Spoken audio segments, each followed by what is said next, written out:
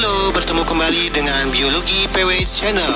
Jangan lupa ya untuk subscribe, like, dan share video ini. Biologi itu menyenangkan. Belajar bersama Pak PW.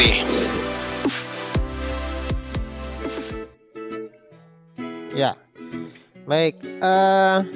Ini adalah bagian dari metabolisme sebenarnya. Kalau kemarin kan kita udah tahu ya. Saya sepertinya udah menyampaikan bahwa sebelumnya itu kan ini ya, bahwa metabolisme itu dibagi menjadi dua. Oke. Dua itu adalah berdasarkan tujuannya, ada pembongkaran sama penyusunan. Ya. Kalau atabolisme itu berarti memecah, contohnya adalah respirasi. Sedangkan anabolisme menyusun. Ya, contoh yang akan kita pelajari fotosintesis kalau cahaya. Kalau dengan energi kimia itu namanya kemosintesis. Ya. Selanjutnya, reaksi itu kan ada yang membutuhkan energi, ada yang melepaskan energi. Nah, kalau reaksi respirasi itu melepaskan panas atau melepaskan ATP, maka disebut dengan reaksi eksergonik. Ya, itu respirasi. Kalau yang penyusunan itu adalah reaksi endergonik. Nah, karena dia butuh energi, itu contohnya adalah fotosintesis. Nah, kita akan bahas yang pertama, yaitu reaksi katabolisme. Nah, katabolisme artinya tadi adalah memecah, berarti memecah molekul yang gede nih. Ini molekulnya akan gede nih, C6H12O6. Lalu akan dibakar oleh menggunakan oksigen atau dipecah menggunakan oksigen, menghasilkan zat molekul yang lebih kecil kan, yaitu CO2, kemudian H2O dan 36 ATP, atau biasa ada yang menyebutnya 38 ATP. Nanti kita lihat. Oke. Jadi bagaimana cara memecahnya? Nah, kalau waktu itu kan kalian mungkin di kelas 11 hanya belajar bagaimana menghirup nafas kan ya. Oksigen dihirup lalu bertukar dengan CO2, oksigen masuk ke jaringan, masuk ke sel, masuk ke mitokondria. Nah, sekarang kita akan bahas apa sih yang terjadi di dalam sel ya. Oksigen itu akan bekerja seperti apa. Lalu ada kelas 11 kamu belajar bahwa kalau kamu makan karbohidrat, kemudian makanan itu dipecah menjadi glukosa. Kalau kamu makan protein lalu dipecah menjadi asam amino, makan lemak dipecah menjadi asam lemak, kemudian diantar oleh darah. Nah, diantar oleh darah kemana? Ya, diantar darah ke sel kan. Nah, di bagian dalam sel apa yang terjadi? Nah, kita akan lihat. Ternyata ini glukosa adalah zat makanan yang kamu tadi pecah ya. Lalu di dalam sel itu akan terjadi peristiwa respirasi secara selular ya, meliputi 3 tahap. Yang pertama adalah glikolisis, yang kedua siklus Krebs, yang ketiga sistem transfer elektron. Ini 3 tahap utama dari tahap utama dari respirasi sel. Tetapi di sini ini ada yang namanya reaksi antara, yaitu yang namanya adalah DO, dekarboksilasi oksidatif. Dekarboksilasi ya.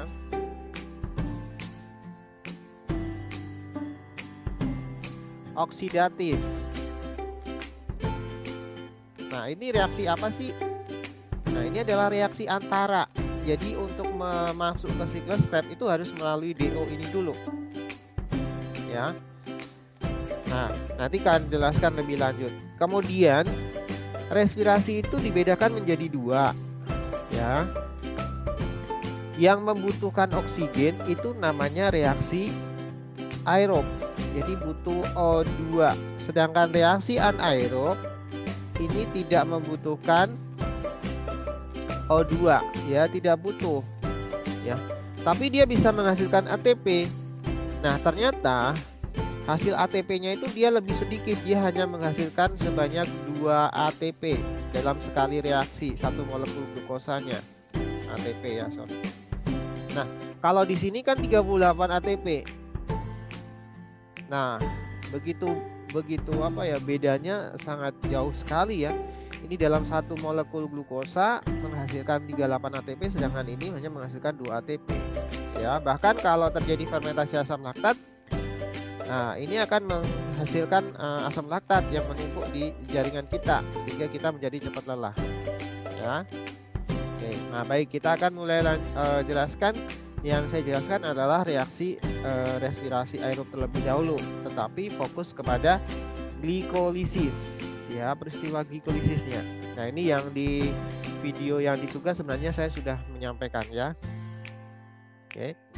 Nah ini secara keseluruhan glikolisis itu terjadi di sitoplasma sel, ya, sitoplasma sel atau sitosol. Kemudian siklus Krebs ini terjadi di matriksnya, ya, matriks mitokondria. Nah, kalau yang ini terjadi di membran dalam, ya, membran dalam matriks atau membran dalam mitokondria. Oke.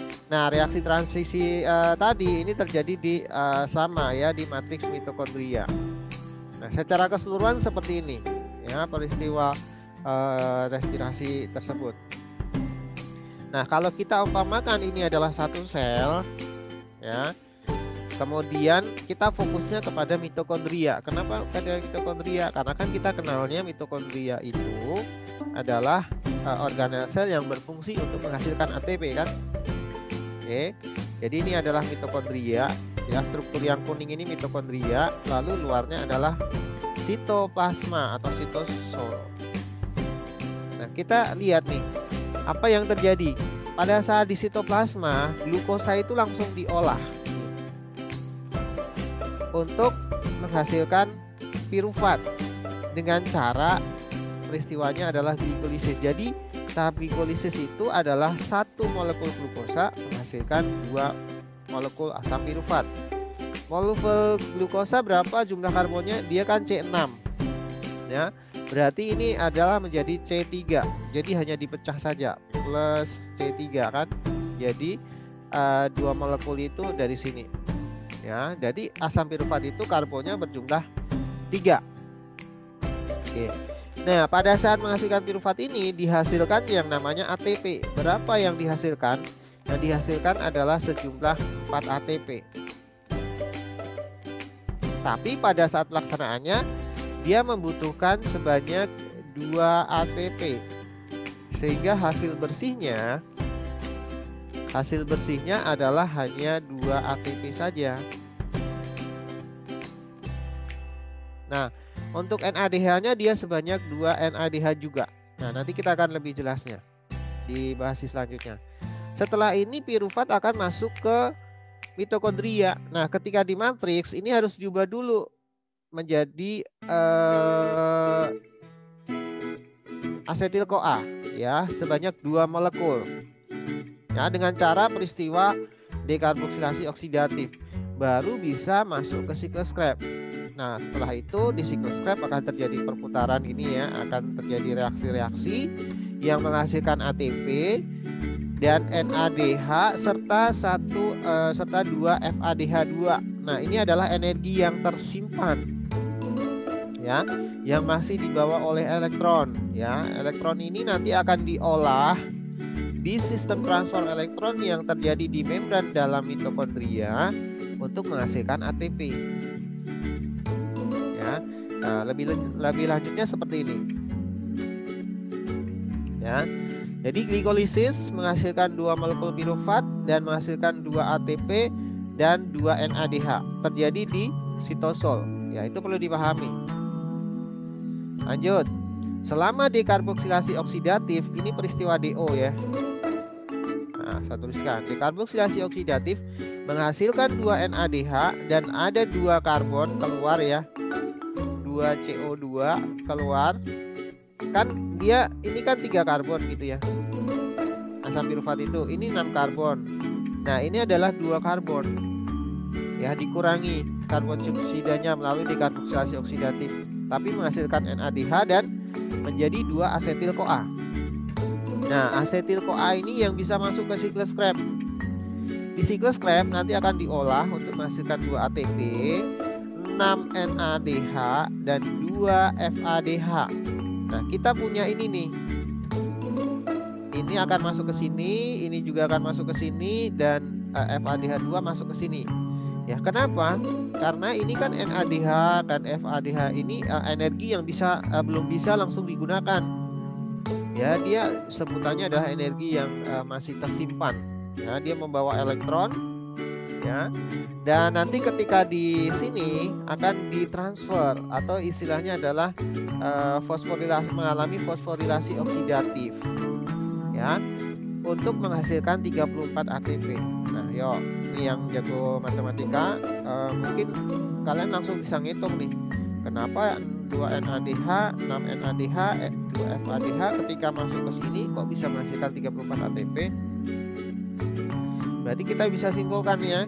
Jadi 1 NADH itu setara dengan berapa? 3 ATP, benar nggak? Kemudian 1 FADH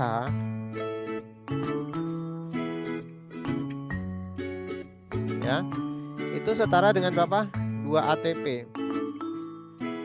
Jadi kalau kalian disuruh menjumlahkan, ya udah tinggal ditambahkan aja ini. 2 NADH tambah 2 NADH berapa? 4. 4 tambah 6 berapa? 10 kan, totalnya berarti 10 NADH. Dan ini 2 FADH kan, 10 kali 3 30, 2 kali 2 4 menjadi 34 kan, benar. Nah, lalu total keseluruhannya menjadi kira-kira 38 ATP. Jadi ini perkiraannya. Oke. Lalu kenapa ada yang menyebut 36 ATP? Nah, ada beberapa referensi yang mengatakan kalau 36 ATP ini dikatakan bahwa 2 ATP-nya itu ternyata terpakai dalam sistem ini ketika dia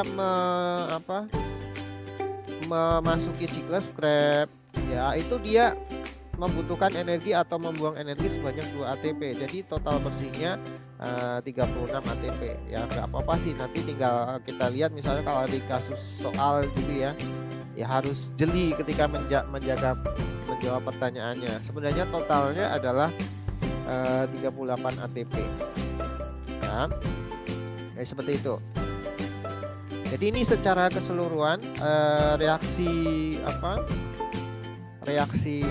respirasi sel itu terjadi seperti ini ya. Yang harus kita pahami bahwa glikolisis terjadi di sitoplasma.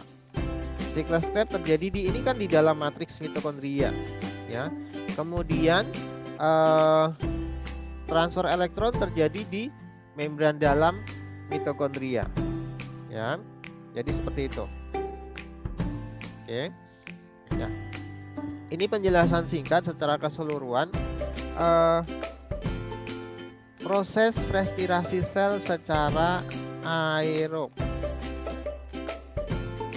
atau membutuhkan oksigen ya.